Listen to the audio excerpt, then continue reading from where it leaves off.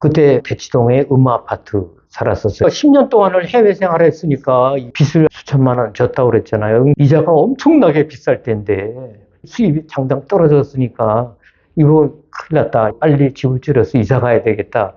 그래서 대치동에서 도봉구로 이사를.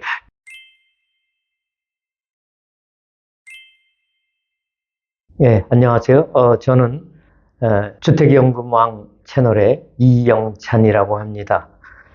제가 다녔던 회사는 자동차 부품 제조업체인데, 그룹 현대자동차의 협력사의 하나죠. 20년 동안 거기서 근무를 했고요. 제가 50세 IMF 때 퇴직을 했습니다. 저 지금 나이가 48년생이에요. 쥐띠고 만 75세가 살짝 넘었어요. 네. 중장비 AS를 10년 동안 젊어서 했고, 그다음에 이제 귀국해서 영업 관리직을, 그리고 퇴직하기 전에는 전사적인 그 사업혁신 프로젝트를 맡아서 했었어요. 제가 IMF 때 퇴직을 하게 됐는데, 그때 제 나이가 50살이니까 엄청 저는 이른 나이였다고 생각을 했거든요. 최소한 더 55세, 더 많으면 60세까지는 정년을 이제 하겠다. 제가 임원으로 승진하게 된 게 사무혁신 전사 프로젝트를 성공적으로 끝냈거든요. 그래서 이제 임원 승진을 했는데, 이게 딱 회사가 어렵게 된 거예요.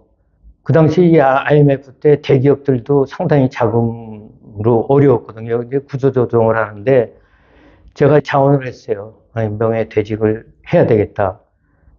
그래서 퇴직하고 났는데 퇴직금도 좀 받았어요. 그런데 3개월 후에 부도가 났어요. 결국은 회사가.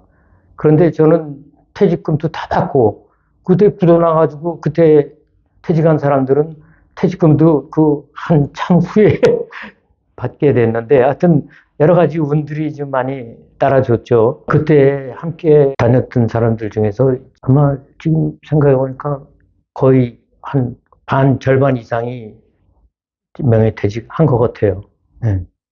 자원에서 했기 때문에 우리 회사가 어려워서 그런 거기 때문에 사실 회사가 우리를 가족같이 대해주고 임원 승진 축하로 하와이 여행도 시켜줬어요. 그게 회사의 전통이에요. 그러니까 제가 뭐 회사에 대해서 뭐 비난하거나 뭐 이럴 마음이 전혀 없는 거죠. 서운한 감정이 하나도 없었어요. 제가 너무 급작스레 퇴직을 했잖아요. 그러니까 뭐 미래의 그 기획 같은 거 이런 거는 전혀 준비하지 않은 채 진짜 50세에 퇴직하게 될 줄은 꿈에도 생각을 못 했거든요.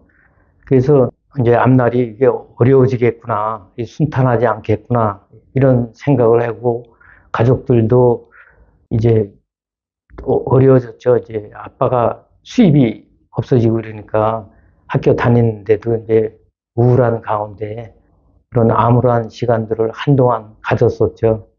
그리고 대기업들은 대부분 하청업체에 가서 취직해서 일을 하게 됐어요. 그래서 이제 거기 갔는데 거기서도 또 이게 참 6개월 만에 그만뒀는데, 결론은 갔는데 그 회사도 이제 모기업이 부도가 났으니까 여기도 당연히 어려워졌죠. 그래서 제가 영업 뭐 매출 확대 뭐 이런 건 생각도 못 하고 거기서 했던 일이 뭐냐면 은행 다니면서 부도 막는 거 하는 게 제 주 업무였어요. 그러니 뭐 제가 이게 영업직으로 해서 이제 가서 회사를 도와줘야 되는데 이게 뭐 회사 화의 업무를 도와주고 이런 것만 하다 보니까 제가 6개월 후에 그냥 스스로 그만뒀죠. 근데 몇 년 후에 보니까 그 사장님도 돌아가셨다고 그래요. 예. 그래서 화병이 나서 돌아가신 것 같아요. 제가 보기에는.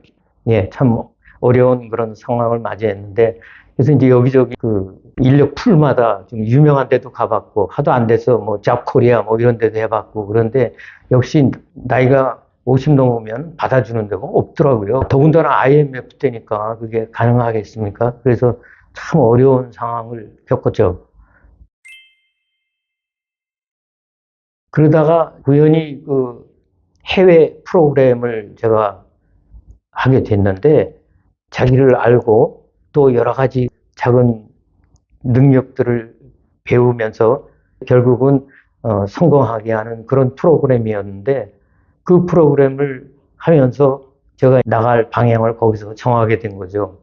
내가 이 직장 그만두기 전에 혁신운동의 팀장이었었는데 그리고 전사적으로 성공시켜서 승진까지 했는데 이제 그 생각이 막 나서 그러면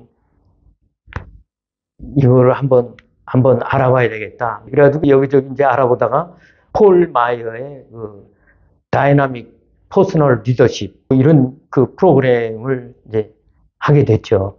그래서 앞으로 시간 관리를 하면서 강사 생활을 했으면 좋겠다.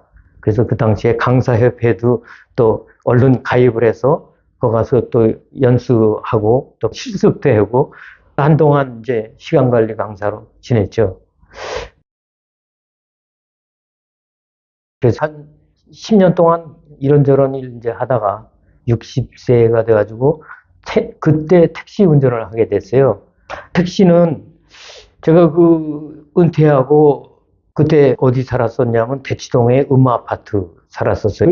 아니 그러니까 10년 동안을 해외 생활했으니까 이게 2배 됐으니까 저희가 안양에 살았었거든요. 그러다가 해외 나가서 10년 동안 있게 되니까 돈이 좀 모여서 서울로 가야 되겠다. 그래가지고 당시에 이제 음마아파트로 이사를 가게 됐었고요. 그때는 이제 빚을 아까 수천만 원 졌다고 그랬잖아요. 그러니까 뭐 이자가 엄청나게 비쌀 때인데 그때 아마 10% 이상 됐었을 거예요. 아마. 그러니까 이게 뭐 이자만 해도 이게 엄청 큰데 이게 수입이 장당 떨어졌으니까 이거 큰일 났다. 이거 빨리 집을 줄여서 이사 가야 되겠다.